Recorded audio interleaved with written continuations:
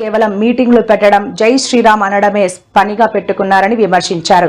అలా అనడం వల్ల పైనుంచి నిధులు పడుతున్నాయా లేదా పథకాలు వస్తున్నాయా అని ఆమె ప్రశ్నించారు. ప్రధానిని పిలిపించి హిందీలో 4 మాటలు చెప్పించి పంపడం తప్ప రాష్ట్రానికి రావాల్సిన నిధుల గురించి ఇక్కడి కేంద్ర మంత్రులు గాని బీజేపీ రాష్ట్ర అధ్యక్షుడు కానీ మాట్లాడడం లేదని ఆమె ధ్వజమెత్తారు. వాళ్ళు ఏమైనా మీటింగులు పెట్టుడు జై శ్రీరామనుడు, మీటింగులు పెట్టుడు జై శ్రీరామనుడు. మరి బీజేపీ వాళ్ళు ఏమైనా మీటింగులు పెట్టుడు జై శ్రీరామనుడు, మీటింగులు పెట్టుడు జై శ్రీరామనుడు. మరి జై శ్రీరామ్ అంటే పైనుంచి ఏమన్నా పైసలు పడుతున్నాయా, లేకపోతే ఏమన్నా మనకు పథకాలు వస్తానయా, ఇంకేమన్నా వస్తానయా అంటే ఏమీ లేదు. తీసుకొస్తారు, మోడీతోటో మీటింగ్ పెట్టిస్తారు, 4 హిందీల మాటలు మాట్లాడిస్తారు, వెళ్ళగొడతారు. ఇక్కడ ఉన్నటువంటి 2 మంత్రులు సపోర్ట్ చేయరు, ఇక్కడ ఉన్నటువంటి జిల్లా అధ్యక్షుడు సపోర్ట్ చేయడు.